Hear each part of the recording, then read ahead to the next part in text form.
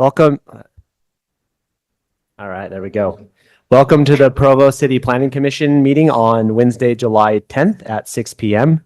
I will call this meeting to order, and we will start with a Pledge of Allegiance led by Commissioner Shin. I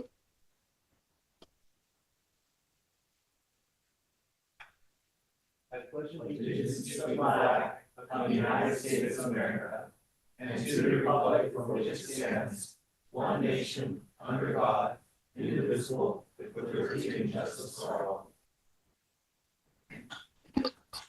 Thank you.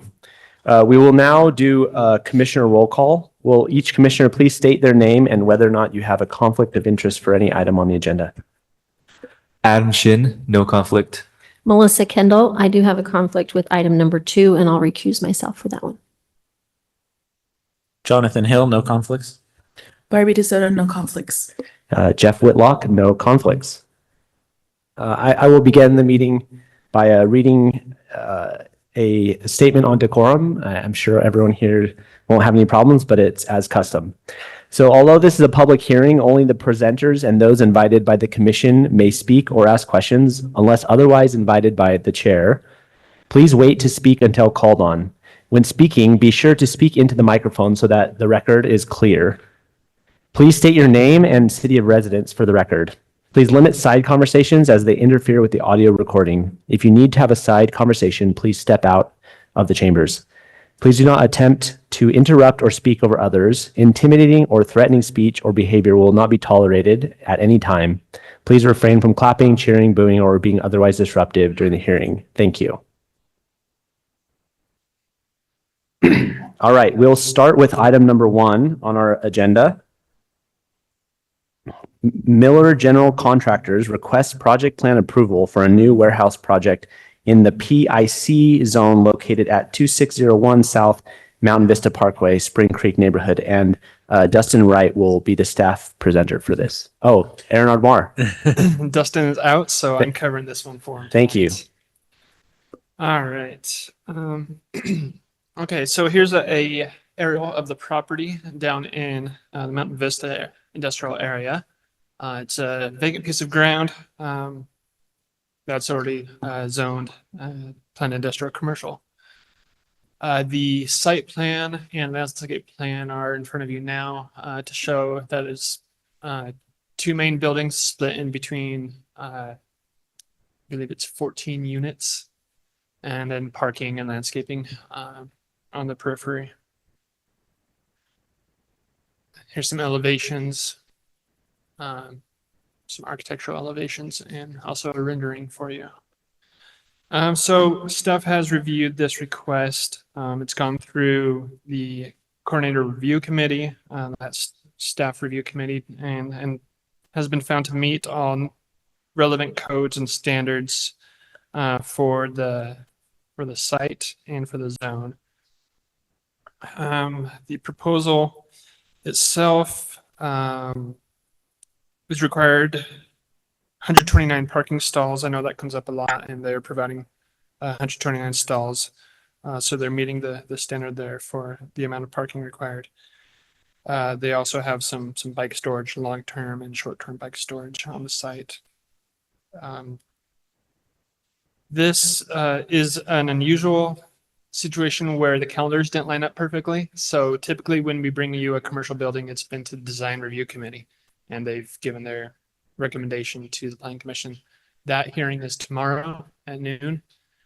So staff is recommending that the Planning Commission approve this with the condition that the Design Review Committee also approves these elevations at that meeting tomorrow. But that's all I have on this, unless you have any questions for me. Does anyone on the commission have any questions for Mr. Ardmore? I have a question just for our education purposes. If this is sort of in line already with all the zoning requirements, can you just educate like what the specific feedback the city would like from the commission on this? So you hate to say that, you know, if it meets the code, you have to approve it, but that's kind of the situation we're in, where this is an administrative process and that's been through review, and we found that it's met code. unless you had any questions on any code section that you felt like might be an error, then yes, that is the decision. Amazing. Thank you very much. you. I don't think we have any questions, other questions. I have also Oh. a question for my education. What is the parking requirement normally on this kind of building? Yes. Just for curiosity. I believe it's 1 per 600 for warehouse, and 1 per 400 for, or 1 per 250 for office. So there's some office space in there, but the majority of the building is warehouse. Okay, just curious. Yep. Thank you. Okay. So next I will invite the applicant, if they're here, just come up and speak. You will have 15 minutes for your presentation. When your time is up, you'll hear a ding and the microphone will be muted. Following your presentation, if we have questions, we'll ask them. Thank you. Thank you. I'm Jason Miller. I'm with Miller General Contractors, the developer on the project, builder. I live in Linden, but office in Provo. And we're looking at, we own the property. We've owned it for about 6 months. We've been working on the project for a little over a year's time. We feel that there's a need for this type of space that people can purchase. So these units will be available to purchase. There will be some units that can be for lease, but say you're an electrical company, an electrician, and you need a little office and some warehouse space, you could come in and buy one of these units, or a plumber, or other businesses like that. They're masonry block. The construction is masonry block. We're going to phase this. We're going to would like to build the first building, the southern building first. It's been set up so it could be phased, and built the south building where you can see the landscape barrier between the two buildings. That will be the separation point between the two phases. Originally, we had wanted 4 entrances in on this parcel. We were denied that from the engineering department. It was too close. There was an engineering conflict, so we changed the design of the site plan to 3 entrances. It fits the zoning. I think we're improving the area. If you know the history of Ironton, it's kind of been a rundown area, and it feels like it's up and coming, and there's definitely a need for this type of space. Thank you very much. Are there any questions for the applicant?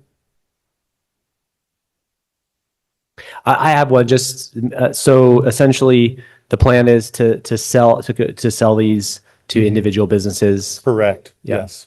And it's essentially warehouse space, and then people could kind of It is. do It's internal. flexible space. So someone wanted to have, a shipping, and store stuff to ship out of. That this could accommodate that. If you wanted to be an electrician, it's really flexible space for warehouse. Okay. Thank you. Okay. All right. Appreciate it.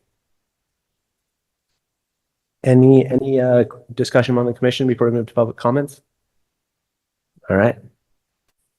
We'll now open the meeting to public comments. When your time is up, you will hear a ding and the microphone will be muted. Each person may make one comment. If we have questions, we will invite you to come back to the microphone at that time. The time is for comments only. If you have questions about an item, please speak with staff privately. If there are any neighborhood district chairs present, they will be invited to speak first and have 3 minutes to comment. Public comments are now open to the general public. You'll have 2 minutes each to comment. Not a very contentious issue, I guess. Seeing as there are no further commenters, we'll now close our public comments. The commission will now have a discussion as we entertain this item. I'll make some comments. Commissioner Hill? I think this is a great project. It fits the area very well. They've met all the requirements. They're not asking for anything special. I also think it's an important type of place to have. Landscapers, electricians, plumbers, they all need somewhere to store their equipment, somewhere to park their trucks at night sometimes, those kinds of things. And these can be really helpful. I know several that resort to using storage units and things and would rather have a spot like this to use. So I think it's a great plan. I agree. It looks really good, and I think it fits the area as well. I also appreciate that it's not metal. I just think it's really nice looking for, I mean, considering it's like a warehouse building. So I appreciate that. And I think this is totally an appropriate place outside the main, I guess, center of the city. Yeah, to have that much parking. Thank you. Great comments. Any other comments? Would anyone like to make a motion? I'll make a motion. Move to, see, what do we say? Sorry, I haven't done this before. Okay. I'm looking- Bottom right corner. Hmm? Bottom right. Okay, thank you. Yes, move to approve the requested project plan application with the following conditions: approval from the design review committee of item number 1, Miller General Contractors requests project plan approval for a new warehouse project in the PIC zone at 2601 South Mountain Vista Parkway, Spring Creek. Did you add those conditions? She did. Perfect. Any seconds? I'll second. We have a second. We'll now call for a vote. Commissioner Shin. Aye. Aye. Aye. Aye. And I vote aye. That item passes unanimously. All right. Thank you.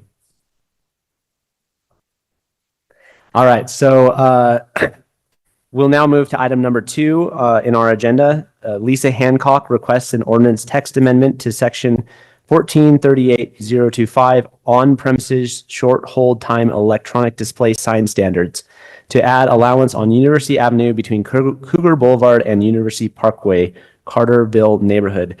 Aaron Ardmore will present this item to us. Thank you. Thank you.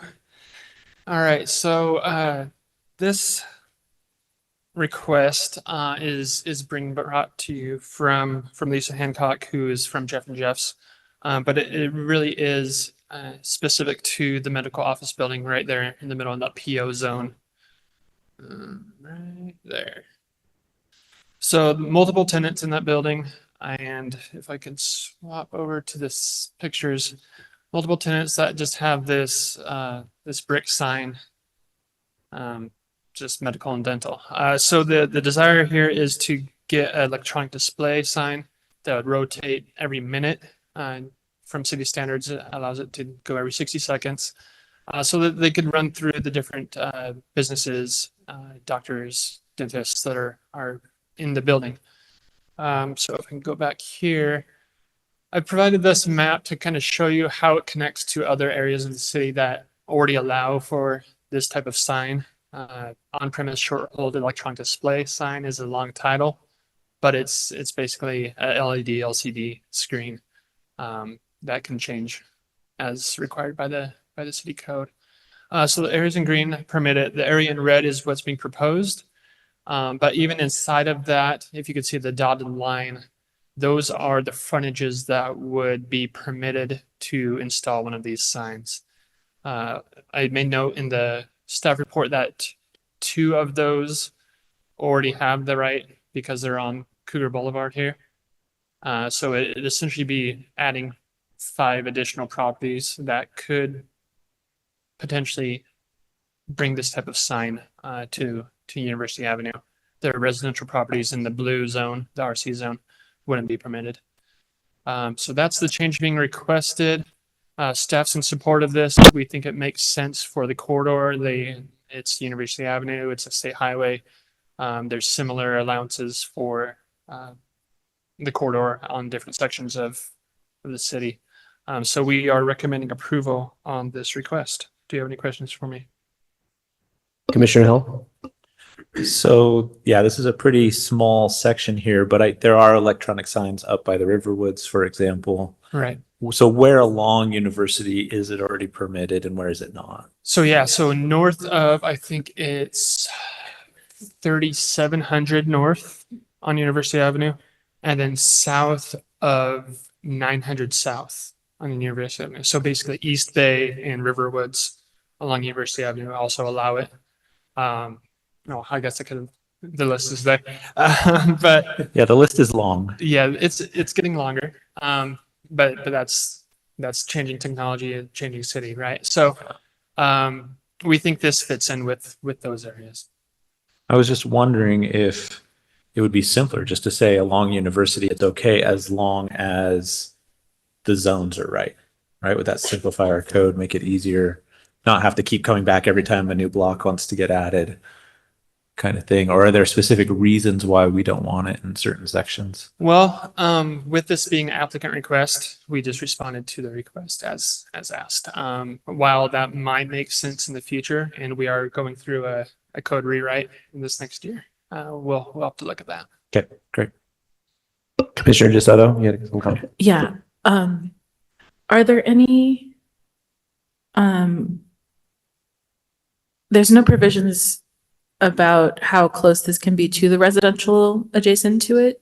Like, would this sign, for example, would they be able to put the sign where the current sign is on this property? Yes. Okay.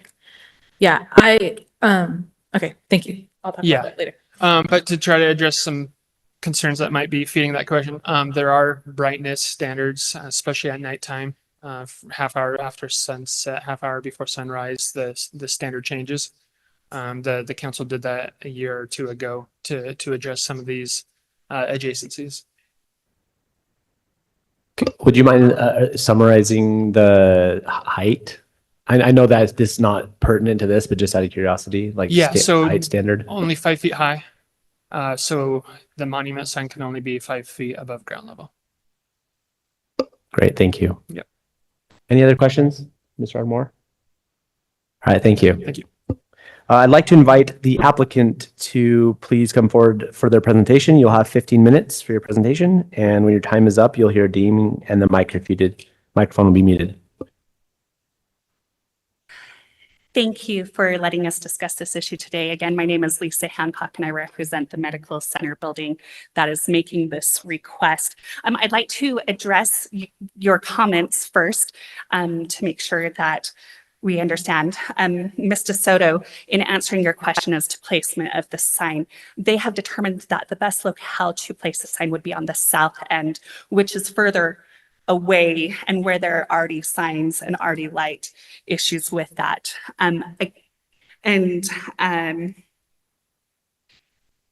Mr. Hill, again, the other areas that are currently in our perusal of the different areas that are allowed, they have similar characteristics to this area. And if I can get this to work with our slides, I'm going to direct you to the last slide on the right, where we have Freedom Boulevard and University Avenue with the medical center identified in the middle. To be able to route yourselves where this is at, this is across the street from BYU's philanthropy building and their IT building. To the north are apartment buildings, including the Glenwood apartment facilities, and to the south is the CVS building, as well as across the street is the Panda Express and other restaurants that are there. CVS already has a digital sign that is rotating on the 1-minute basis.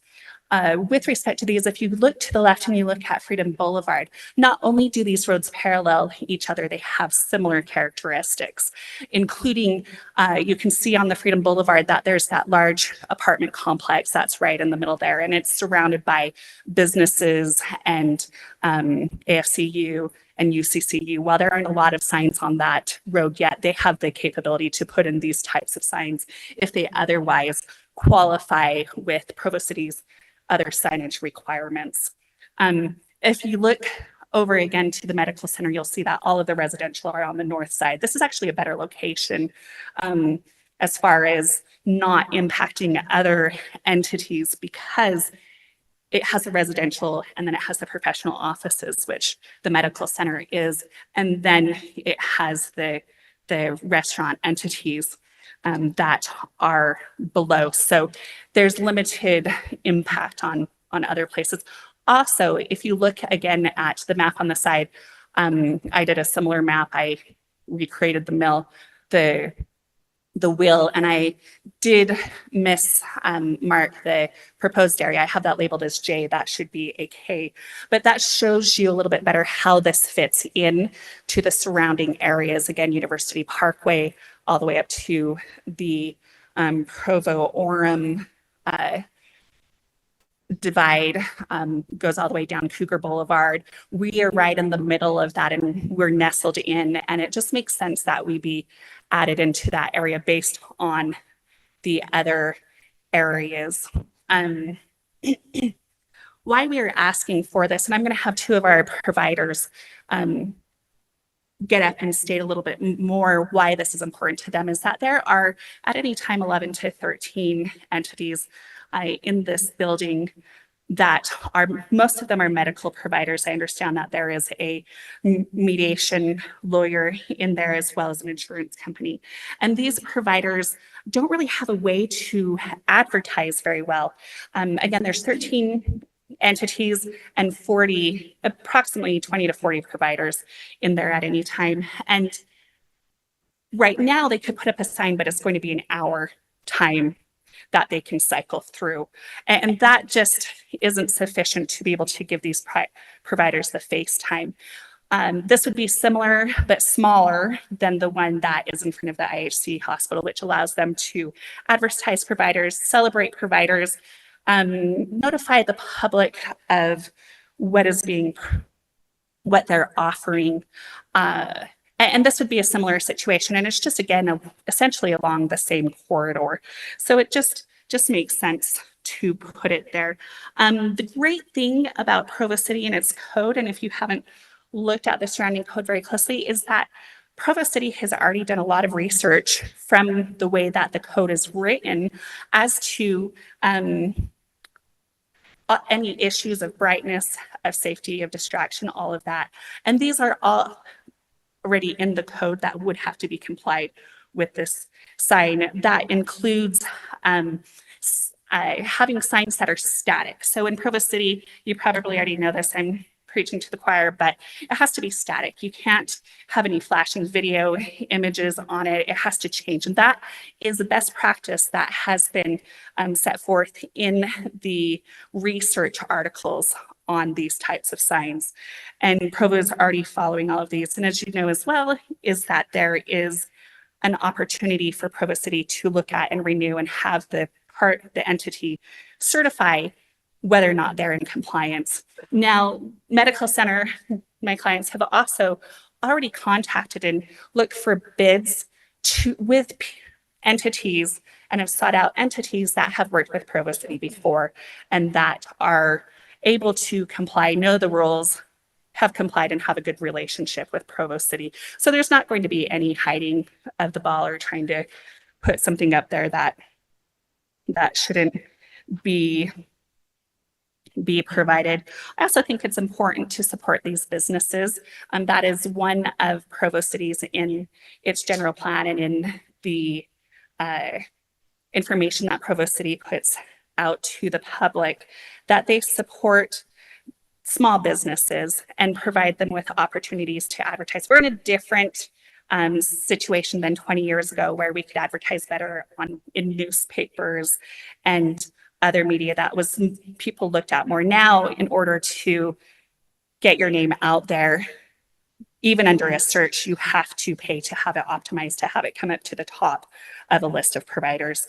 And so that's another rationale as to why we are asking for it. Also, if you notice the location, it's one of the closest providers to BYU and can provide within driving and walking and cycling position with that. I think we've gotten through everything that I wanted to talk about, but now we'd like two of the providers, Dr. Mitch Holm, and as well as Mitch Adams and Dr. Holmes, put them together. An endodontist and a pediatric physician will come up and provide some additional information. Okay, thank you, Lisa. Rachel, would you mind just telling us where we're at with regards to the 15-minute time? 7 minutes, okay. Thank you. Be quick. Thank you. Adams, I'm a pediatrician. I'm Brad Holmes. I'm the president of the Medical Center Company. We're grateful to be here tonight and to have this considered. Just by way of reference real quickly, our company was started, I believe, in 1960. We've occupied, owned that area. We built the new building that you see there now in 2004. It's basically been medical and dental for most of those 64 years. We do now have a tenant, GMI Insurance. And we also have a prosthodontic dental lab, which is a national corporate-based company as a tenant in our building. I think Utah Valley Pediatrics, which Dr. Adams represents, occupies almost the entire second floor. And they have multiple locations throughout Utah County that have benefited from having a digital sign. And that's one of the reasons we're here tonight. It's great to be here. I think we basically are excited to have it signed. We've been looking for it for the last 20 years, probably at least. And I think that we need one. I think one of the things that we find is that people who drive by, they can't figure out where the building is. A lot of dentists and just their pediatric practice. And I think that it would give us more, the public more ability to see exactly where we are and be able to figure out how to get there. We, because a lot of those practices have been established there for so long, we have a large drawing area. It's not infrequent to have patients coming south of Utah County, out in the Uinta Basin, even from the Wyoming area and Nevada.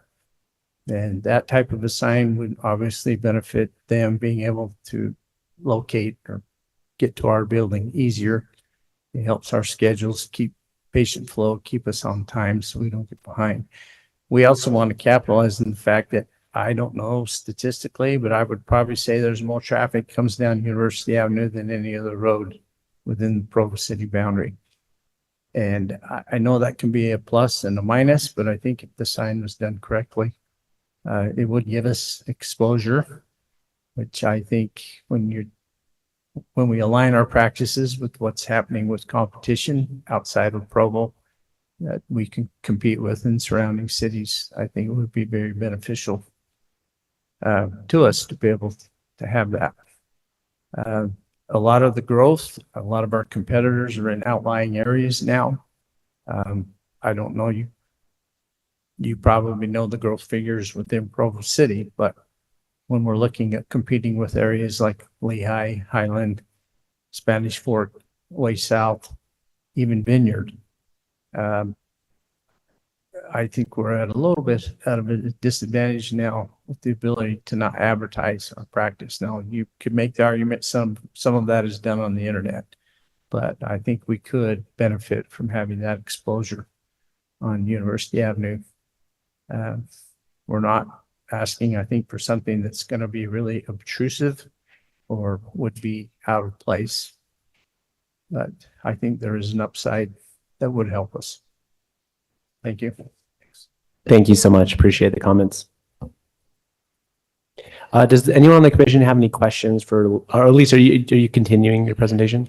Unless it doesn't seem like it unless you have any questions for me. Yeah. Does anyone have any questions? Commissioner Shin? I have one question. Is there any, do you have like a render, a drawing of the, excuse me, the proposed like sign that you'd want to build on this site?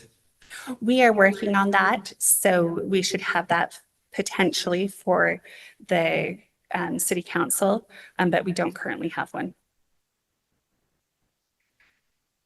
Any other questions? Thank you. Thank you.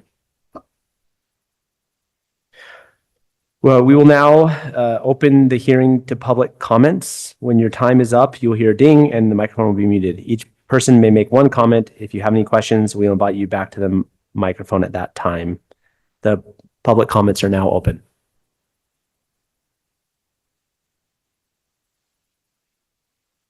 All right. Seeing no further comments, we will now close public comments. The commission will now have a discussion on the motion or the item.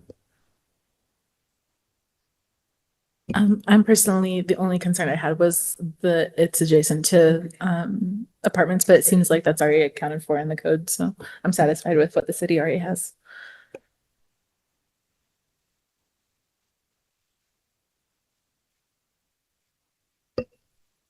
On my end, I think it's very small impact.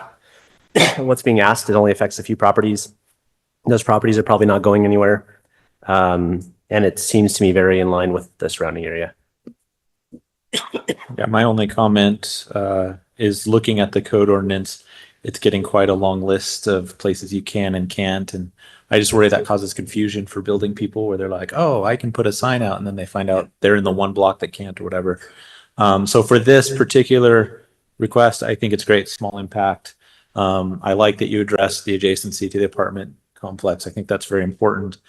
And I would just recommend that as the city does their code rewrite and looks at things, maybe trying to create some more standardized rules, perhaps with, it's allowed on certain arterials as long as it's X number of feet away from a residential building or something, just to kind of clean that up and make it consistent across the city. But that's a bigger issue, not this one. I agree, though. Those are great. That's great feedback for the city. Any other comments from the commission? I think it's positive. My kids go to Utah Valley Pediatrics. I hope that's not a conflict, but anyway, so I know them. I know of them. But yeah, so I think we want to find a yes for people. We want to find a yes for business owners. And I think this is a really good way to help support those businesses. Anecdotally, I've driven by that building many times and wondered what was in there. So it is an issue. I'm also a Utah Valley Pediatrics customer. They've been great. Thank you. Would anyone like to make a motion? I can do this one. I move that we recommend approval of item 2, Liisa Hancock requests an ordinance text amendment to section 14.38.025 on-premise short hold time electronic display sign standards to add allowance on University Avenue between Cougar Boulevard and University Parkway, Carterville neighborhood. Thank you. Thank you. Are there any seconds on the motion? I'll second.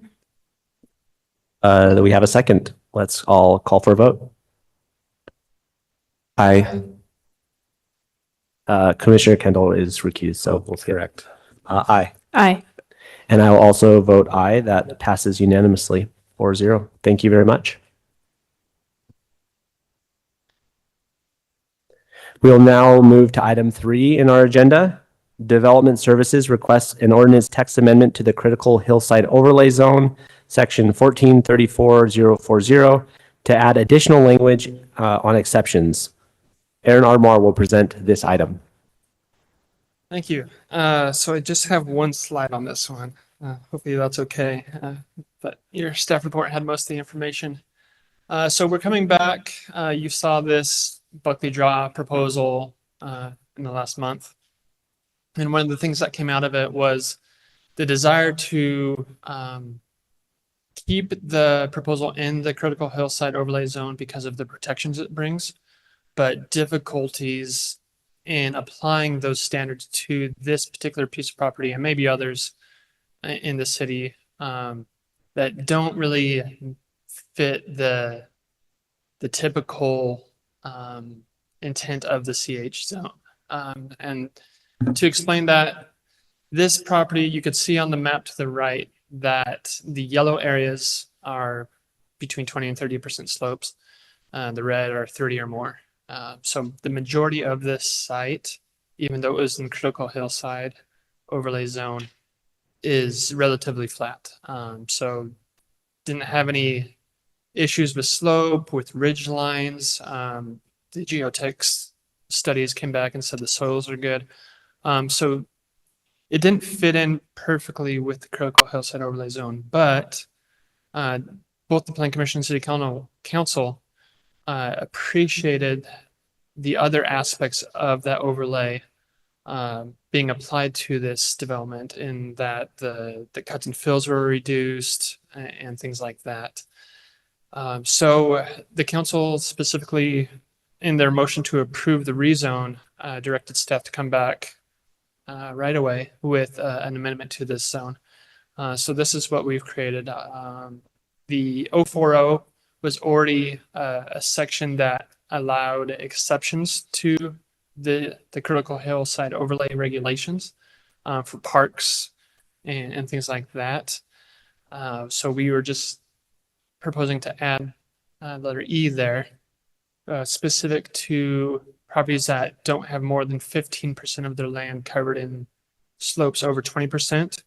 Now, as a reminder, between 20 and 30%, you could still develop without any additional requests for exceptions or anything like that. But we wanted to kind of be on the safe side of that. So we said 15% of land covered in slopes over 20%, and then that don't have any of the following development constraints listed there: hazardous soils, fault ridge lines, and those would be confirmed by engineering, and that would be all tied together with the development agreement. So we're trying to make it so it's pretty sealed tight with what they show is what they build if they're going to build on some of these Critical Hillside areas. So we can ensure that the intent and the spirit of the overlay zone is being respected. I think that's all I have, unless you have questions for me. Any questions? I have some. Thank you, Commissioner Hill. I'm trying to fill Lisa's role today. Ask the questions. Doing good. Do you know what other areas within the Critical Hill Overlay Zone may be affected and by this change and what they look like? Not right off, no. But we didn't know this one until a development application came in for it, right? So the kind of the impetus for the overlay zone being enacted was northeast, the mouth of the canyon, east of the gravel pit, that area where people were starting to look to develop it, and we wanted to really protect that hillside. So then we had a planner that was with the city at the time go through and kind of do an analysis of the eastern bench and apply this where it seemed appropriate. But as we go through these, I think this exception could help maybe additional properties that could have residential development. Commissioner Just quick, Sada? when was that? Because it's referring to prior to the effective date. What is that? Just out of curiosity. Yes, I can find that out for you in a minute. I'll get back to you on that. I have a question. Yes, If you're not in the middle of looking, I can do both. okay. Just so for me to help me understand kind of what's going on here. It sounds like the thought is that this piece of land does not have the same kind of critical issues or concerns that that would merit the Critical Hillside Overlay as it was initially. Is there a reason that we're going to amend this zone instead of just removing the Critical Hillside Overlay from this area? Yes, yeah, great question. So they benefited, and the city benefited a lot from the regulations in the Critical Hillside Zone. Being able to cluster the development into a smaller area, being able to not do a street every 500 feet as required elsewhere in the city. Here, if you did that, you'd have really steep streets. You'd have a lot more cuts and fills. And I mean, there's other minor advantages, but those were the two biggest ones that we saw as this came in. The biggest issue with this as it came through was the limit of disturbance. There's a rule in the overlay zone, as you read in your packets, that each lot is limited to 40%. And the way this development plan worked, where they're clustering the homes close together and using a lot of the site for the buildable area, it just wasn't achievable to get that 40%. So just to kind of re-articulate my understanding of the motivation behind this, and it might help Commissioner Shin, is essentially we want to be able to allow a project like this to happen inside the Critical Hillside Overlay Zone so that the other requirements can still be enforced, such as or be utilized, like the clustering, the street rule, like you just articulated, while not having, because like when it came before us, it was the request was to rezone it because of the impact 40% rule you were just talking about. But in this case, it's like we want to be able to say, hey, let's leave it critical hillside overlay, but we can grant an exception on that one requirement, given that it meets these criteria. Yeah, Is that 'cause correct? yes, exactly. It still gives the city additional protections on the land. Going back to that question, 2020 is when the overlay was adopted. I have another question for you, Mr. Ardmore. I'm curious, as the text is written, why the 15% not over 20 rather than saying something like as long as none of the development touches slopes greater than 30% or something along those lines. Because there's on a lot of these hillsides, there's weird little steep parts. You could see on this one. Yeah, there's a There's- 30% just Yeah, weirdly there's one there. little spot there and one spot on the southeast there. So even though those are not in the development plan, that's going to be left to open space, we didn't want to limit it so much that it renders the entire site undevelopable, if that makes sense. You're saying if there's like maybe a tiny little 30% grade that can just be dealt with without affecting other hillside areas, Yeah, it can potentially be we want left to as allow open that. space, but build around it. Okay, thank you. Makes sense. Any other questions? I just thought of another one. You list here, hey, this is not going to apply or can be modified if you meet these requirements. Do we feel like this is a comprehensive enough list, or do we need kind of a catch-all that adds or any other things that would make building dangerous, just in case there's something weird going on and we just said they can do it and really it would be a bad idea? I think that's a good suggestion. If you want to move that as a suggestion to the council, I think that'd be appropriate. Yeah, I'll just leave it here so we don't, for simplicity of the meeting, the flow of the meeting. I think the language is a bit confusing with the sub bullet points on the hazardous soils, faults and ridge lines, maybe. I don't to me, the flow of like the semicolon prior to the doesn't make it really clear exactly what the purpose of those is. I think potentially we could clean up that language, to be honest, because if I understand it correctly, what it's trying to say is if in those three cases they exist, you cannot apply this exception, correct? Right. So if, for example, hazardous soil exists, despite the 15 of 20%, it still would not be applicable for a modification. Right. That's Yeah, how- I just think that could be a lot clearer in the language. Okay, and that's good feedback. That's why attorneys should write code and not planners. But yes, that's good feedback to have. I wouldn't don't go know that if far. Yeah. I agree with that though. I think you can just make the list and then clarify in the main paragraph, like, these are the requirements that must be met. It has no colon and then hazardous soils, faults, ridge lines. And I would add hedging language such as no dangerous situations are found, including, or something like that, so that it's not an exhaustive list and they say, hey, you have to let me build. Or you could put add a 4 and say other dangers identified by the city engineering or Yeah. something like that. Yeah. Fantastic, good feedback. All right, thank you, Mr. Armour. I assume there's no applicant here. It's the city. So we're going to move then to public comments. Again, when we'll give everyone the ability to make one comment and you will have 3 minutes. So the meeting is now open to public comments. Seeing as there are no public comments, we will close public comments and open it to discussion among the commission.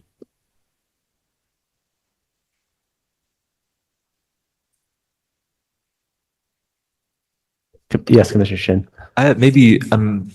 Maybe I should have asked earlier actually, but I'm curious if somebody can help me understand, like with the point of the provisions may be modified, like is that I'm just as I'm not an attorney, I'm just trying to understand like what that language means specifically. Does that mean that it can be like appealed to a planning commission for an exception would go through the planning commission, the city council? Like what's kind of the nature of that? That's a great question. Would you mind speaking to that, Mr. Armour? Yeah, in our eyes, that gave staff discretion on case by case basis. For example, this one, we wouldn't apply the limit of disturbance regulation of the zone. But we could apply the rest, and the next property might apply the limit of disturbance, but not apply another section of the code. So to us, it gave us some discretion on these plans. Thank you. I just want to say, I think this is good response to the discussion we had before. I mean, and this might also, answer Commissioner Shin's question a little bit too. I see this as like, obviously the natural curves of the hillside are not going to be exactly where property lines are. And so you have almost like a transition zone that needs more subtlety. And I think that you address that well, while also still not completely removing the protections for the hillside. So it's like that in between space where it's not totally like you cannot build on this versus you can totally build on this. There's an in between. And I think this addresses that, as we saw with a real world example in the Buckley Draw discussion. Do you have a comment? No, that was it. Okay, great. Any other comments? Just something Aaron's response actually brought to my mind, thinking about the language. I'm a little worried how shall not apply gets interpreted.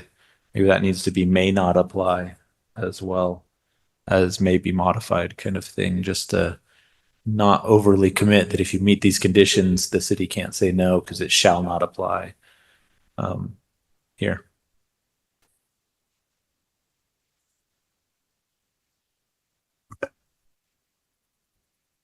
Yeah, thank you. That's good feedback.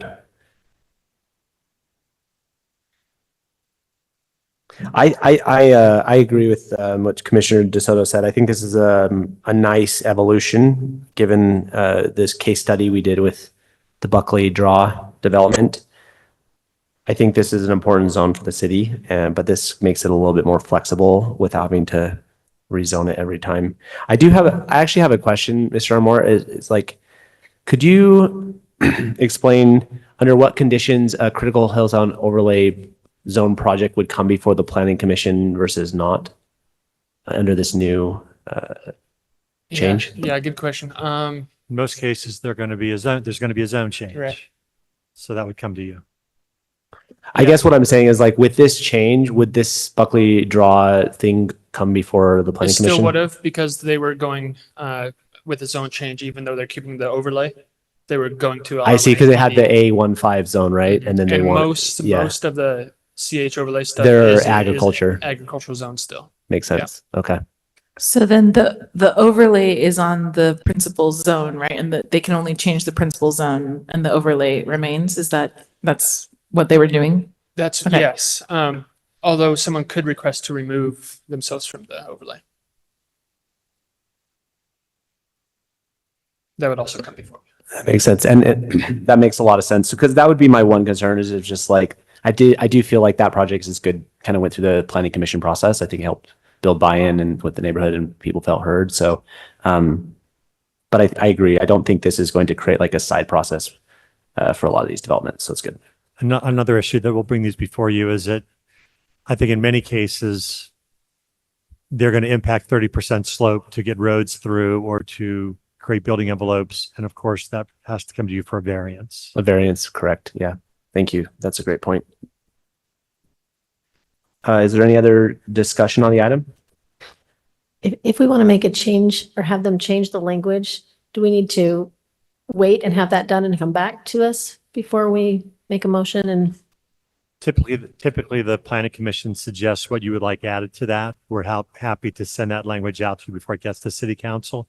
But if you'd like it to come back to you, we can do that. But usually the Planning Commission just tells us what you'd like to see in it, and we make that change before it gets to City Council. To that point, Commissioner Hill, where was the shall, oh, right here, shall not apply or may be modified? Item 3. You got it. Yeah. And when I read that, it just reads that, hey, you meet these conditions and it shall not apply. Like you can just say, this doesn't apply to me. And that worries me a little bit.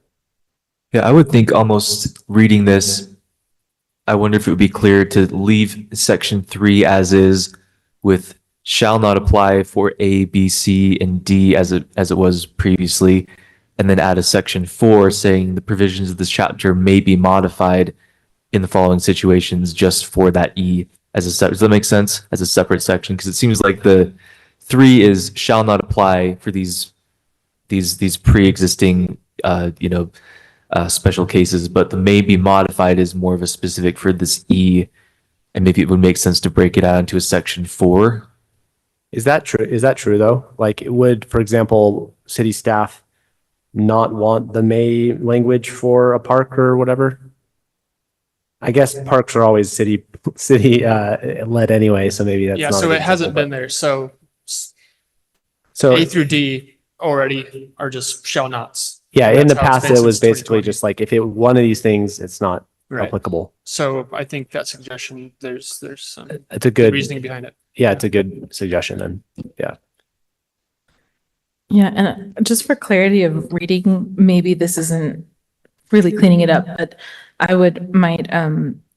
it was hard for me to get the 15% of the land covered in slopes over 20%. There's like a lot of percentages happening there. I'm not a math person. So I would say for parcels that, and then colon, and then put those two like on separate lines. So they're just more readable, or bullets, or I don't know what you put them in. Just a suggestion, or maybe, or change the structure of that so that it's easier to read that one, do not have more than 50% land covered in slopes or 20%, and 2, that do not have any of the following development. Does that make sense? So it's a little easier to read and digest because that can get into a word jumble really easily. Lisa Right. will be very proud of you all. I agree. We're All right, trying. so just to summarize where we're at, I'm getting a sense from the commission that we like the change. There are perhaps 2 specific points of feedback that we have on the table to pass on to city staff prior to it going to the city council, which one is I think we kind of an evolution of the feedback that Commissioner Shin suggested, where essentially you make 3E its own line with the may language, and then the shall language will be 3A through D. And then the second one is within item E, just making it a little bit more clear that those 3 conditions, and actually we had feedback to say, or potentially others as determined by city engineer. And then just making it clear that those would be cases under which that may exception cannot be granted. Does that sound like a good summary of kind of where we're at? Yep. All right. Would anyone like to make a motion on that?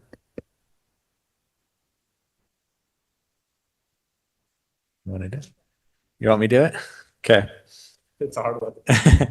I move that the planning commission recommend approval of item 3 development services request an ordinance text amendment to the Critical Hillside Overlay Zone, section 14.34.040, to add additional language on exceptions, citywide application, and that we recommend that language be clarified to separate the condition into a 4th item and clarify language as stated previously.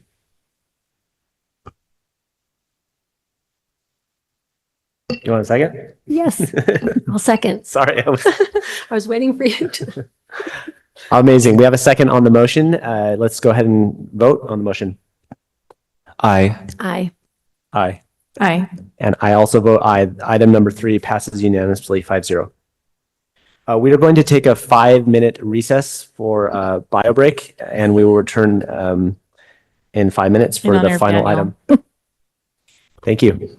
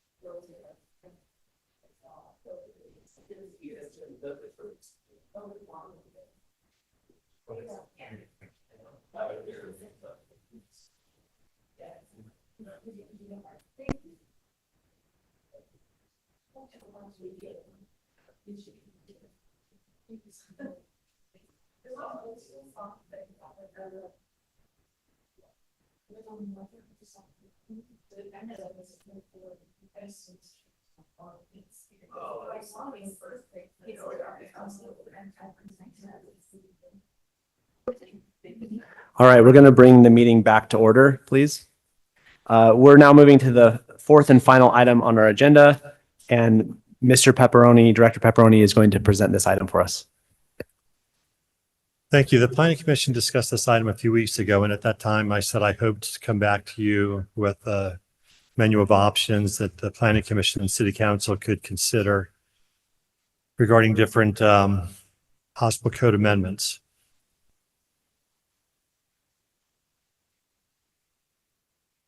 If the staff were to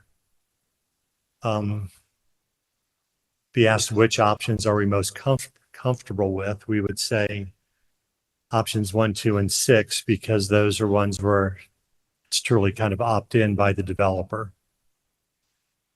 Option 4 possibly could have some merit because it's a zone change being requested, but my feeling is that in that scenario, if a developer agreed to that, I think the developer would find the same obstacles that the staff memo elaborates on and would find it problematic to actually do it.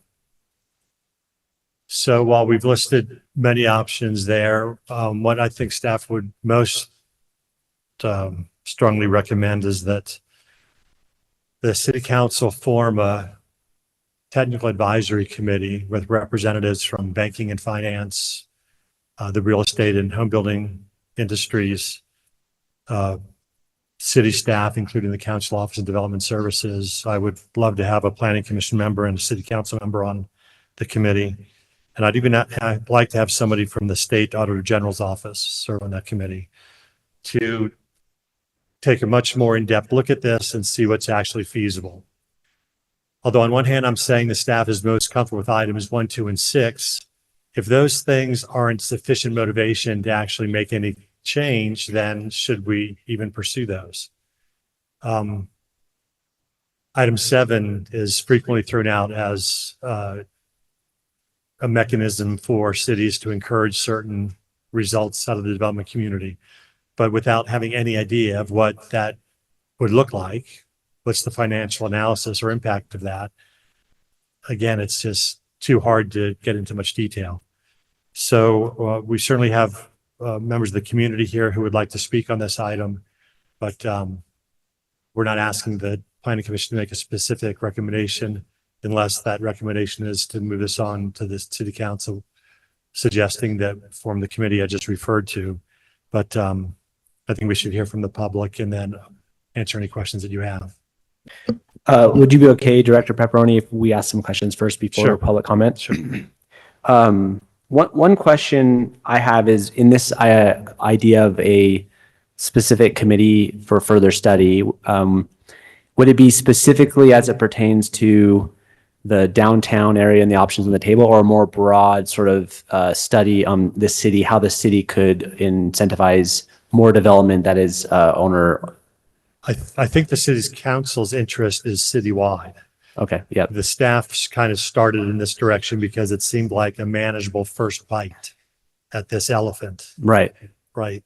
But I think the city council's interest is citywide. Okay, Yes. thank you. Any other questions before Director Pepperoni steps down? We move it to public comment. I had a question that I wrote down. So in the discussion, or in this, I think it was in here when it talked about making buildings condos. Could you explain what is more involved than having the units all be for rent, because they all have to be condo ready if some of them are? So the biggest difference is going through the process of creating a condominium plat, which is a recorded document, just like a subdivision plat, that gives a distinct or unique tax identification, parcel number, serial number to every unit in the building. I don't think you can necessarily say there's much difference in terms of utilities, because most apartment buildings, each apartment renter is responsible for their own gas bill, their own electric bill, their own water bill. So they're already metered separately, even for an apartment building. So I'm not sure utilities make a big difference one way or the other. And so when people have talked about that being an impediment to making a condo? What about making a condo plat from the developer's point of view or from the city's point of view makes that harder? Because I don't understand that. There are probably developers here or representatives of the building industry that can speak to that to more detail than I can. But the biggest one that I'm aware of is as soon as you go to that condominium plat and you try to build the project, now you have to have condo financing, which is a very different tool from financing you can get just for an apartment building. The city would really prefer developers to seek FHA financing if they're going to do a condominium. Now, if you do a 100-unit building, you have to pre-sell 50 of those units in order to be able to make this project move forward. That's a huge obstacle.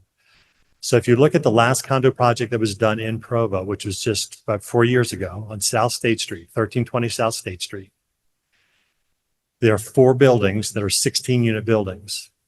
And it's a much more suburban kind of design pattern and design scheme. It's way lower density. It's 30 units to the acre, where everything downtown is 80 units to the acre and above. There are 16-unit buildings, which means you only have to pre-sell 8. The whole business model of that developer is to have the lowest priced product on the market. And he did. I believe he started at around $200,000 for those units. That's pretty easy to get 8 pre-sales out of a 16-unit building when you're going at that price point and your entire machine is set up to deliver the most affordable housing in the marketplace.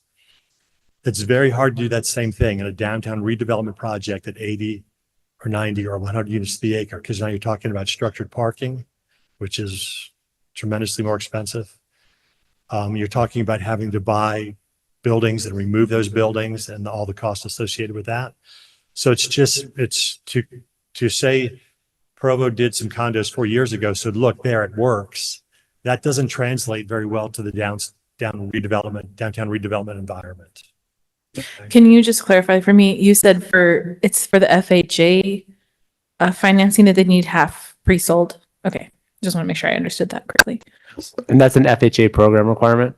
Yes. Yeah. And one reason why the city really likes that is that FHA has their own regulations about it remaining a certain percentage of owner occupants. And FHA does a lot of that monitoring. The city doesn't have to. Okay. Makes sense. All right. Thank you. Did you have one? I have a couple questions. I'm just a couple of things that were brought up at our last meeting, I think in a memo, and then I think you may have mentioned in passing. I just wanted to refresh my memory, just kind of for background info for this discussion. You mentioned that the number, I think in the memo, the number of new housing units that were built in Provo year over year was in the, I think it was in like the 300s, 400s, and 300s annually. Is that correct? Yeah, that was in the memo you received in your packet in your last meeting. Okay, yeah. And then the other question I had was, I think you mentioned that there was some number of housing units that were like under contract, but had not been, like construction not begun on those. What was that number again for the number, for that number?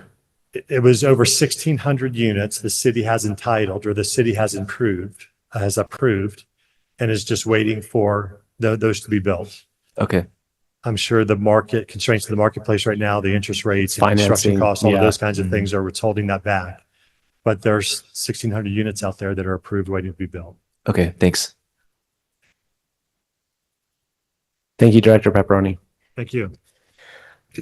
Oh, okay. I'm now going to open the meeting for public comments. Just a few reminders that you'll please make one comment and you'll have 3 minutes. This time is for comments only. If you have questions, please talk to staff privately after the meeting. And I will now open the meeting to public comments. 2 minutes. Apologies, 2 minutes.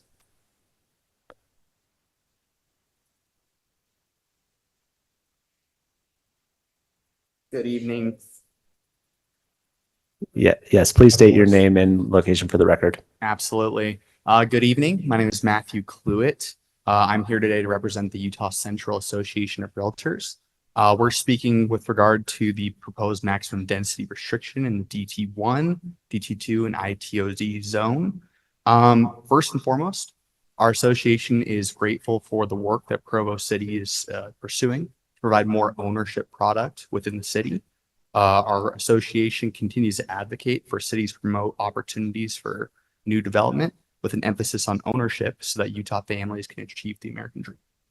However, our association, along with the Utah Valley Home Builders Association, the Utah Rental Housing Association, and the Utah Association of Realtors all agree that this proposed ordinance as currently proposed, not the different options that are allocated to you, will not accomplish its intended purpose and will instead deter future investment in these zones, lead to a decrease in housing stock, increase housing costs, and invite additional state scrutiny. The example that I wanted to give to you today was if I were a developer and we wanted to build some sort of ownership product within any of these three zones. Currently, according to the ordinance, I could do that today. However, this proposed change would not create any incentive, any additional benefit for me to come and build that here as opposed to somewhere else. Rather, this ordinance only adds additional red tape and barriers for my project if it has any portion of rental products attached to it. Taking a more nuanced view, some of the only products that could be penciled in these zones would be heavily rental products due to the significant student population, demand for workforce housing near transit-oriented areas, etc.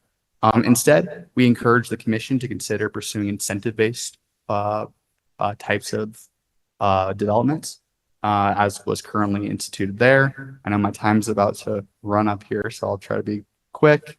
But we distributed a letter to Bill, who I believe disseminated. Yeah, I'd like to point out we did receive your letter and we have all read it. Thank you. Sorry, we're more than happy to, if you have any questions. Yeah, given the group you represent, I'll keep you up here. Does anyone in the commission have any questions for him? Yes, please, Yeah. Commissioner Hill. I do. First question, I really appreciated the letter. I thought it gave some really good points and food for thought. One that was heavily mentioned in there is the student population and the demands for housing there. However, when I look at it, the student population is not growing. It is stable in the city, and we have apartments for those students. So when a developer is looking to build, how much are they actually considering student renters versus young professional renters, things like that, given that they're competing with existing stock for the students because they're already housed in the BYU is not letting in more people, basically. No, absolutely. And great question. Thank you for that. That's a question that would have to be asked, probably directed towards either the home building community or to individual developers. But with regard to the student population, you not only have BYU, which is located within city limits, you also have UVU, which is an ancillary university that's connected intimately to Provo as well. Right. So in looking at your student population for Census Bureau data, you're currently at 43% of your city population consisting of college educated professionals currently enrolled in school. So that's master's degrees, doctorate degrees, bachelor's degrees, etc. And that is the highest in the state by a significant margin. And I would assume that's very, very high as well compared to other cities throughout the United States too. And as UVU continues to grow, as you mentioned, BYU might be stagnant, but that might not be a forever situation. It's one of the things that needs to be considered by developers as they continue to build, especially in these DT1, DT2, and TOD zones. These are supposed to be your most dense areas. These are supposed to be the areas where you have a significant plethora of transportation options. These are supposed to be the areas where travel is a little bit more easy, where individuals can find housing that gets them to and from the areas they need to be in. And likewise, you're probably going to see a significant number, I can't speak to the exact percent, but a significant number of students who would be residing in these corridors. Right. Yeah. And I don't disagree with a lot of that. I just have some questions about why not let people own houses in the types of things that you're talking about. So I loved how Bill said which options they would be most comfortable with. When you look at these options, what jumps out as particularly good or particularly dangerous from your point of view? Great question. I think, very Go for it. They're up there. Out of those options, we agree that any type of incentive-based zoning are options that would be very much open to working with Bill, working with members of your group, should you choose to establish it, so that we can provide a more guided insight on those proposals.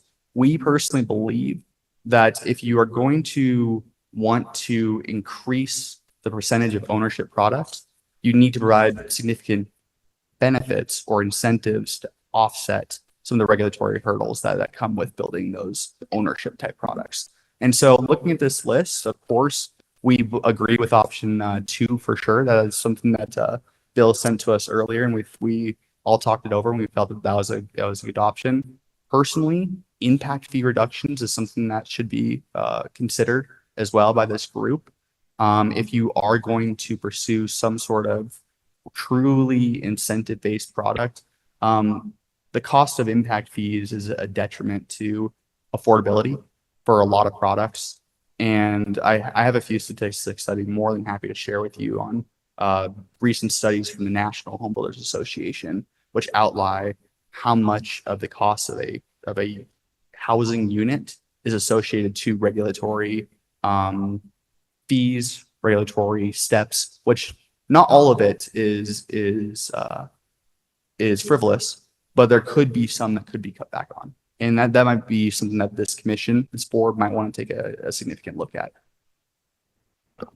Thank you. Yeah, we would love to see that if you can pass that on through Bill, through city staff. Yes, I have Commissioner a DeSoto. question. I don't know if you have data on this or off the top of your head. I'm wondering, from the perspective of potential clients for realtors, like, what are people wanting? My sense among my friends is that people my age, I'm 39, and younger, would like, what do I say? Single family homes on a half an acre is not the only option for them. In other words, at certain times of their life, say that you're a college student, if we want college students or grad students to have a chance to own something, and maybe they can, or newly graduated people, what are they actually looking for? Like, because I feel like we obviously need all kinds of housing, but what is it that are they also looking for purchasing condos, apartments, and that kind of thing? Like, what are the percentages looking like? As far as percentages go, I don't have those numbers off the top of my head, but from the focus groups that our state association has done, different client interactions that many of our members have had, it's pretty much anything at this point. We're in a situation where we have a roughly 30,000 unit deficit of residential units within the state, according to the Tennessee Gardner Institute. We are at a situation where interest rates have become a significant burden for our generation, the generation after, any generation actually, to get into their first home, their subsequent home. It's one of these situations where this type of problem has not been experienced by really any other generation in our state's history.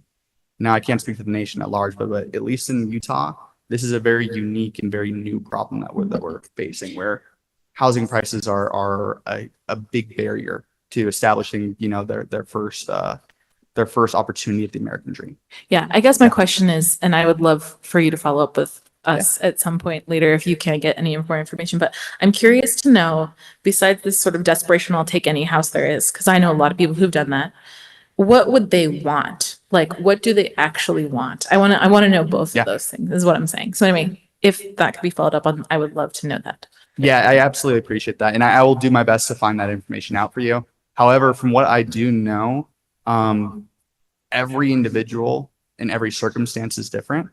And some people do appreciate those larger spots, but they might not be able to afford it. Others might want something that has less maintenance, something that they can actually just pop into, have a place to live and grow equity in, and then move on and not have to worry about mowing the lawn.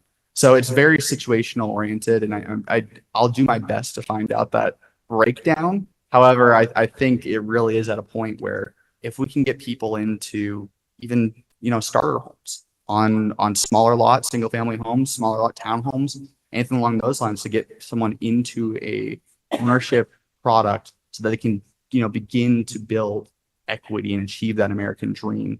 That's something that we want. And speaking to this particular ordinance, if I may, renters are a vital part of every community as well too. There are young professionals, there are workforce housing, there are workforce, there are nurses, our teachers, our firefighters. There are young families who are trying to save up their down payment for a first home. And so finding ways that could potentially cut out that population in one of the most supposedly dense zones in a municipality is not necessarily the type of public policy that we would advocate for, nor would our national associations and our local associations advocate for as a public policy component to it. All right. Thank you so much. Really appreciate for all your the time. insight. Of course. And more than happy to be involved in any other questions that you may have. And Yeah. I'll follow up with you as well, Commissioner. Thank you. Thank you. Okay. Any other public commenters? Please come forward and remember to state your name and where you live for the record. Hi, I'm Leslie Jones. I met with you 2 weeks ago. I'm here tonight as a realtor. And I want to speak to Commissioner DeSoto's question in asking, what do people want? And I don't know if you're speaking as specifically your generation or, your age range or not. The short answer is it depends. And I want to clarify that. It depends on what they can afford. And it depends on where they're at, how many kids and a dog they have. The conversation I have most often with clients, particularly first-time clients, whether they're 22 or 42, is based on your expectation and what you can afford, just get into the market, right? Don't take any home. You don't need to act out of desperation. But oftentimes, particularly for young people, it is a condo when they really would like maybe a home with a small yard for the dog. But it might be a condo. It used to be a townhome was an entry level. Now it's very much a condo. But once one or two children come, it's time for a small single family home. The trend is not necessarily generationally towards large lots. Now I live in Mapleton. That's a very different experience than living in Provo. Clearly people want that product. But I would say it really depends on what they can afford, really and truly. But my advice is get into the market, live there for 2 of the next 5 years, because there's some tax implications there, and then move up. So it might not be looking at this as your dream home, white picket fence. Look at it maybe more as an investment stepping stone to then move into the next level. So I hope that helps give a little perspective. Thanks. Thank you. Are there any other public comments?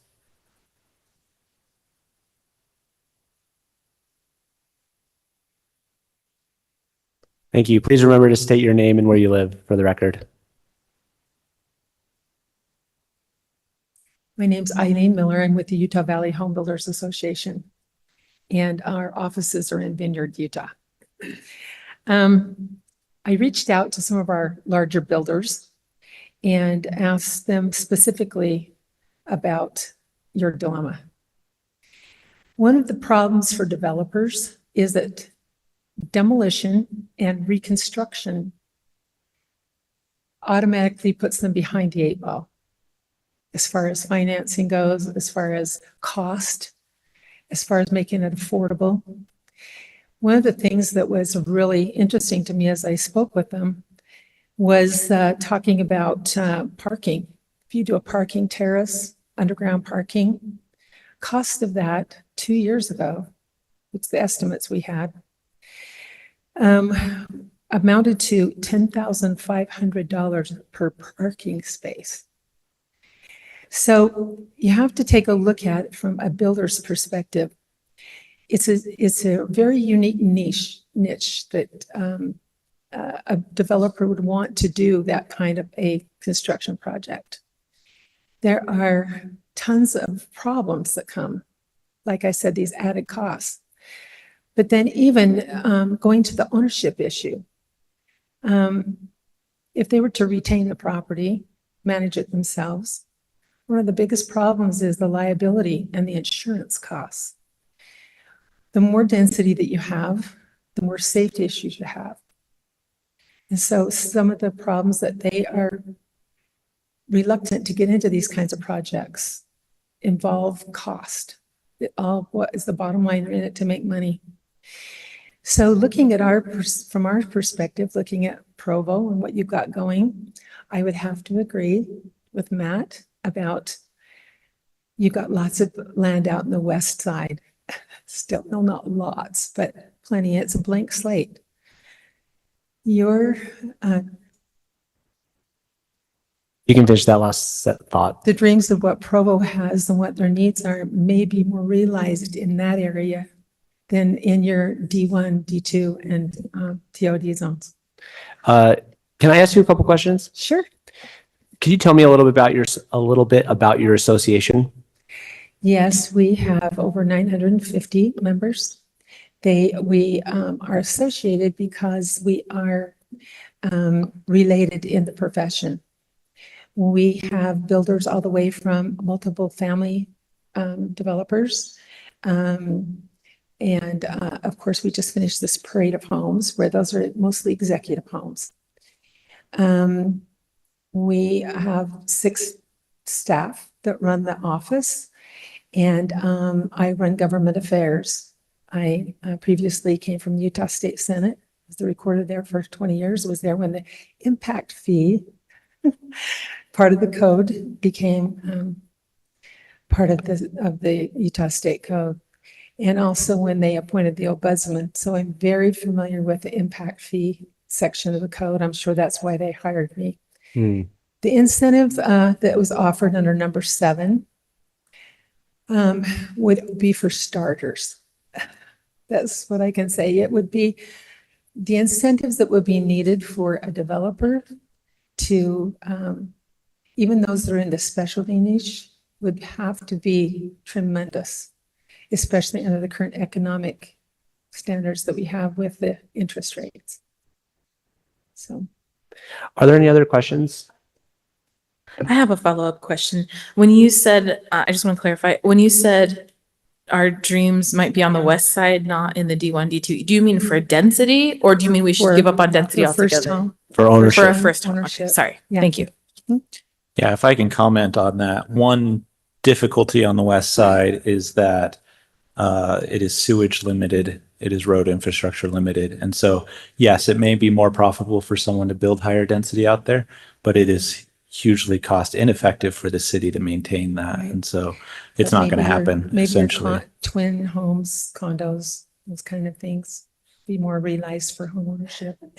We've just taken kind of we've delved into it quite a bit, and that was the suggestion of most of the people that I confronted about Provo City specifically. If you were like Eagle Mountain or Saratoga Springs getting totally built out.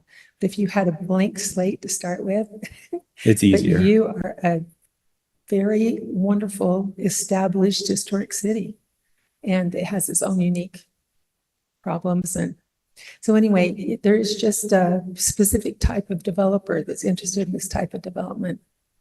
Thank you. I appreciate it. Great comments. Are there any other public comments? All right, seeing as no further public comments, we're going to close public comments and move to a discussion among the commission. And just a reminder, this is not necessarily a item that requires a motion, although as Director Pepperoni mentioned, we may make one if we want to suggest to the city council this idea of establishing a committee to discuss or to research and study this and propose recommendations. I have a lot of comments. I wanted to say about the committee. I would wonder if they would be including some young families who are looking for housing. I think that like real, not just people who are embedded in the management of these things. That's a suggestion I have. And then I wanted to say about these things, I really like, I also think that the option 5 makes me nervous about capping the density when it seems to be going well.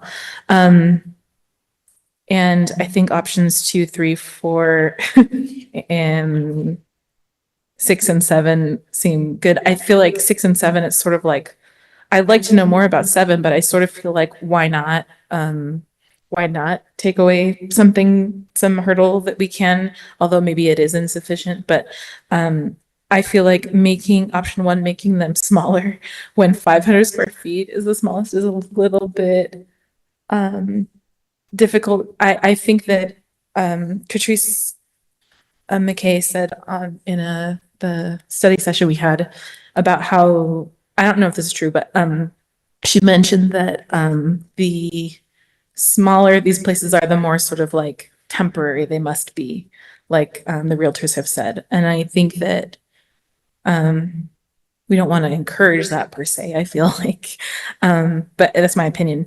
I am of the opinion that there's small housing isn't bad.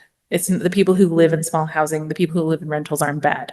Like somebody here said, we're not trying to get rid of renters. We just want to make sure that renters who intend to buy a house aren't renting because they have no options. I feel like rather renters, of course, a lot of times it's preferable to rent, but we don't want them to be trapped. We want them to have choices.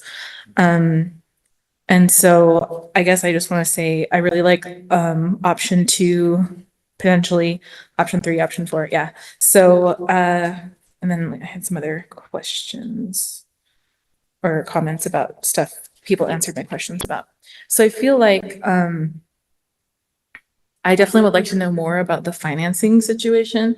I also, maybe this is not, I don't know if Jeff will agree, but I feel like, I wonder if there's such a dearth of developers who want to take on these redevelopment projects, if there would be like, this would be an appropriate thing for like the city redevelopment agency to do, or something like some sort of thing where it may require maybe a direct subsidy, but we're like, I want to point out kind of that a lot of our like American dream idea of like single family homes was subsidized, in the 50s and 60s. And I think that that's something that we need to recognize, because I think it's unrealistic to try and just kind of like force it to be, it wasn't a natural occurrence.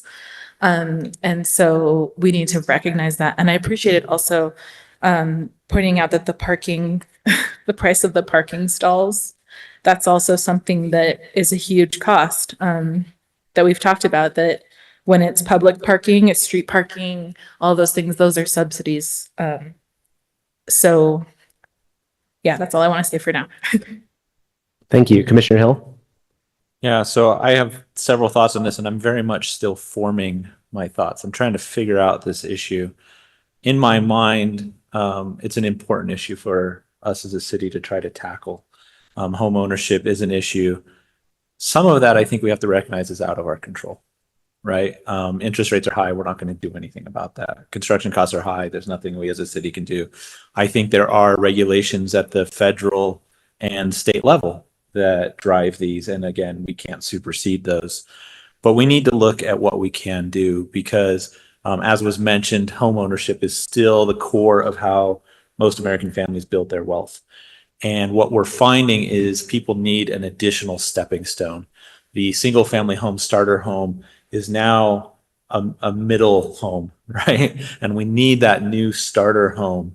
And in my mind, that's going to be a condo. I also think interests are changing as technology changes, as behaviors change, as hopefully people use more public transportation, where they're more comfortable using parks, so they want to get out in the woods instead of having a yard, things like that, where there is a gap that is forming in the market that I think that you would find significant demand for, where someone says, hey, I want to live there, not have to mow my lawn, and be able to walk to the restaurant down the street. And we just really don't have that unless they're willing to rent.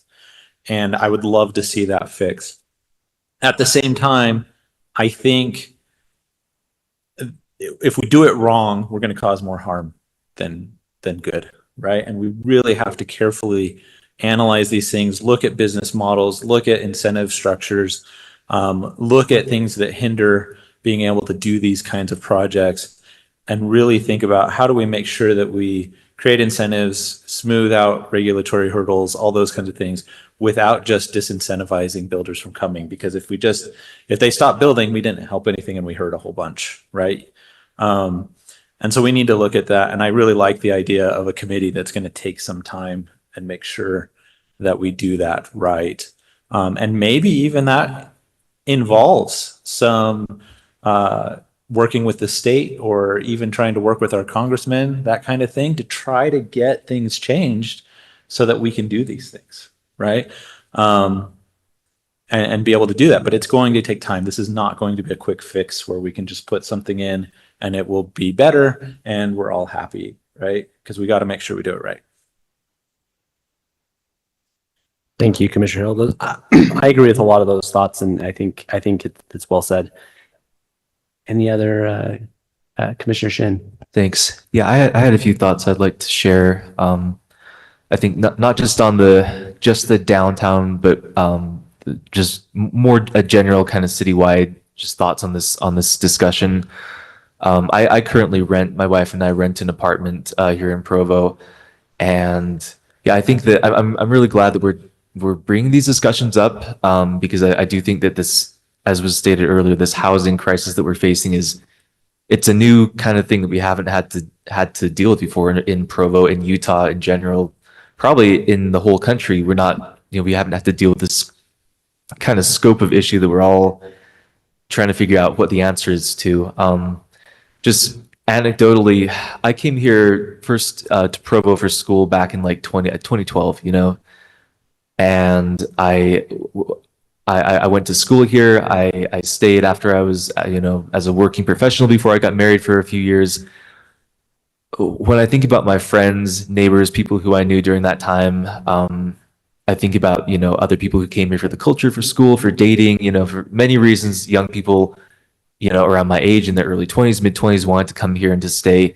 And almost none of them are here anymore that I can think of. The people who I know here, when they finished school or they got married, they wanted to put down roots. They wanted to establish themselves. They wanted to own a home in many cases. And they, it was not something they could do in Provo realistically. Either wasn't something they could do, or they would have had to make too much of a sacrifice because of the price of housing. And I feel concerned about that when I think about our economy. What does the future of Provo look like if you take that trend and extrapolate it another couple of generations? Young people come here to start businesses. We have our startup scene. We love things like the mall that drive, our tax base. And I do wonder, and I worry about what happens if another couple of generations of, BYU, UVU graduates continue to find that they can't find a place here to put down their roots, and I wonder, I know that I think that this discussion, this whole, the trying to increase the percentage of home ownership, I think has come from the city council discussions that were had, months ago. I wonder, and I worry a little bit about if thinking about as like a fixed percent, we say that right now it's like 60-40, and we would love to have it, 50-50. I think there's kind of a community urge to feel that, residents in neighborhoods, people in communities feel that they want to have more neighbors who are homeowners rather than renters. They want stability and that kind of stuff. I do wonder if, just setting a number in isolation could lead to counterproductive goals, as was discussed earlier here, The main thing that comes to mind with the memo that was sent out from Bill a while ago was that the number of units we're building per year is in it's like a few hundred a year, and we have 30 something thousand units of housing in Provo altogether. So even if we had a way of saying every single unit of housing in Provo that's newly built is going to be owner occupied, we would barely be moving the needle on the overall the overall percentage. It's just that it's so small, the amount that we're building compared to what we have. I tend to suspect that over if we continue on that path, I suspect that the most likely, sea change, the shift in renting versus owning is probably going to be, increased demand for housing not enough increase in supply. And I just have to imagine that we're going to see more houses that are currently owner occupied turned into rentals, in the absence of, of substantial new growth. I mean, the incentive to sell your house to an investor or to rent it out and become a landlord yourself only goes up the more that the pressure to rent rises. The more that there is a scarcity and a squeeze, I think we're going to see more of our existing housing stock turned into rentals, which I don't think anybody's really going to be happy with that or feel like that's a great outcome for the city. And so I feel concerned about any kind of increased red tape that goes up to build any kind of new housing, whether it's for rent or for sale. I feel concerned about new roadblocks that would only serve to to decrease, if anything, the amount of the projects that get through, the projects that pencil out. Anyway, I guess I've gone on long enough, but that's that's just kind of where I'm coming from with this. And I don't know what the answer is, but I do wonder if there's ways we can encourage more like small scale projects that don't have to have huge financing, like infill, small scale, things that could be at the scale of a single homeowner, building an ADU in the backyard, or that kind of stuff that could actually be mobilized, by many people instead of just looking for one developer to build a project with 100 units.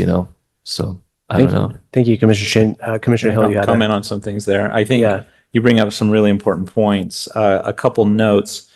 First of all, at least in my mind, and I'll just speak for myself, the issue isn't the 60-40 number. It's the 11-to-1 ratio of new approvals that we're doing, right? And that is way out of skew, I think. ADUs, I actually think the opposite, because they're only one at a time. You got to get 500 different homeowners to build one, and not everybody's house works for it. Not everybody has a lot big enough, right? The city, I saw the numbers yesterday and I can't even remember in a discussion on ADUs, but we just don't get that many coming in. And so I don't think they can make a difference. We need bigger projects that do it. And so, so I think we need to really think about what do we want to address and focus that question down so that we're not going off on side tangents, right? Like, I think you're completely right that if our goal is to shift by 10% the ownership to rental ratio in the city, that's not going to happen. However, every year we probably only change hands with a small percentage of those 30,000 units, right? And really, when you do a new build, it's competing against the houses for sale, not all 38,000 houses in Provo. And so we can start to affect the market in those several hundred units that are being sold that year. If we can do it, like you said, without too much disincentive that just causes headaches instead. Thank you, Commissioner Hill. Commissioner Kendall, do you have some thoughts for us? Well, I think this is a very complex issue, and I think there are lots of questions that have to be explored. And, I mean, there are so many questions that I have, but the difference between homeownership and renting, and do we have, we use the words affordable housing and housing deficit or crisis. And there's just so much that's packed into those terms that it deserves a committee, I think, to look at this and to really determine what are the implications and what are we actually asking for and asking developers to do? How do we best incentivize them? How do we make that stick so that it's not just an incentive to get something done and then, pretty quickly we're back to its rentals. So my understanding is that the city of Provo has the highest ratio of rentals in the county. Am I right with that? Yeah. And so when we say we have all these students, yes, we do, because we have a lot of UVU students here too. That's right. So does Provo need to provide all of the rental units in the county? And should some of those students live close to UVU? Would that be more efficient for them to begin to develop community around UVU as well?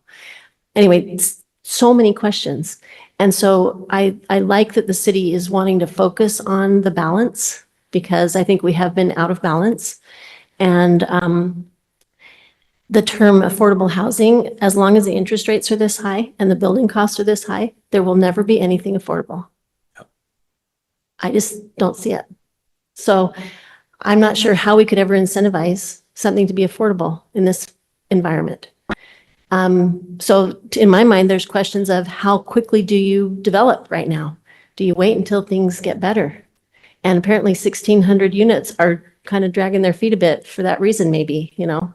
So just so many questions. So I would make a motion actually that we recommend to the Provo City Council that they develop a technical advisory committee to look at this. I love that idea. Thank you. Can I make that motion? Yeah, of course. Yeah, absolutely. We will, can there be discussion on that motion? Any discussion on that motion? My only comment is I think that's a great idea. I think it is a complex issue. We got to do it. You mentioned maybe nobody's faced this on the scale, but actually I grew up in the Silicon Valley in the 80s and 90s, early 2000s. So I've seen this before, and I don't think the Bay Area and California ever got it right. With everything that they tried, they never figured it out. And so it is a hard challenge that we need to look into deeply. I think as far as some discussion on that motion, I fully support it. I think it's a very complex issue, as we've said. I think as part of, just for the record, some things that I think are important in that committee will not only be solutioning, but getting clear on the goal.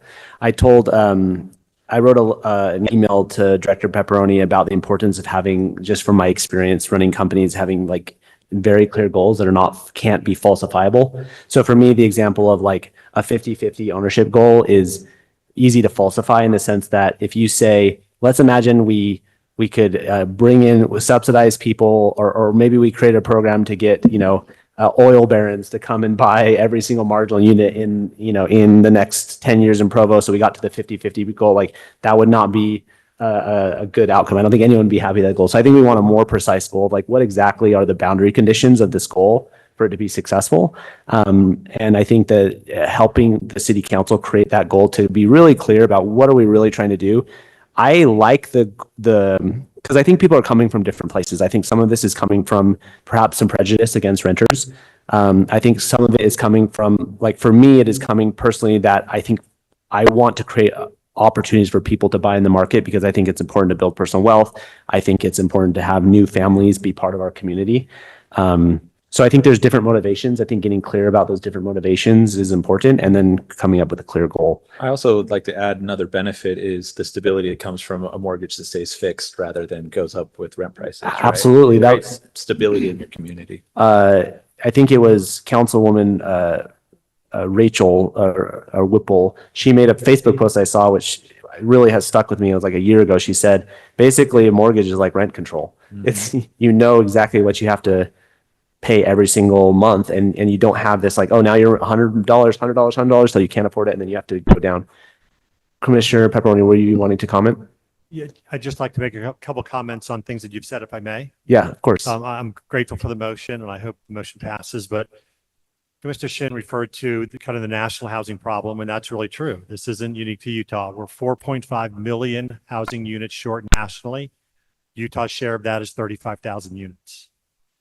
One commissioner asked about RDA involvement, and we do have an active RDA that is involved and the RDA is helping us to do those city projects where we're going to have for-sale housing, but that is a drop in the bucket to what we need.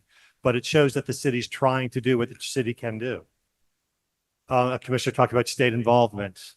As I've looked at this issue, I don't see how any city is going to solve this on their own. It's going to take state involvement also. For example, Washington State has mandated binding arbitration between owners and builders when claims are being made. Washington State has given the builders the right to cure before it gets to arbitration or litigation. So I think states are going to have to get involved. I just can't, this problem is so massive, I just can't see a city doing much on its own. So the idea to involve legislators, I think, would be great. I think those are the only comments I wanted to make. I actually think Washington looked at building codes and fire codes and all kinds of things to try to modernize things and help. And I think there might be some good ideas there, but they have to come at the state level because we don't control those. Exactly. Yeah, I actually think a lot of code is more of a, maybe this is a bit in left field, but is more about association, job protection and value than sometimes affordability. And I think a lot of that could be relooked at for sure.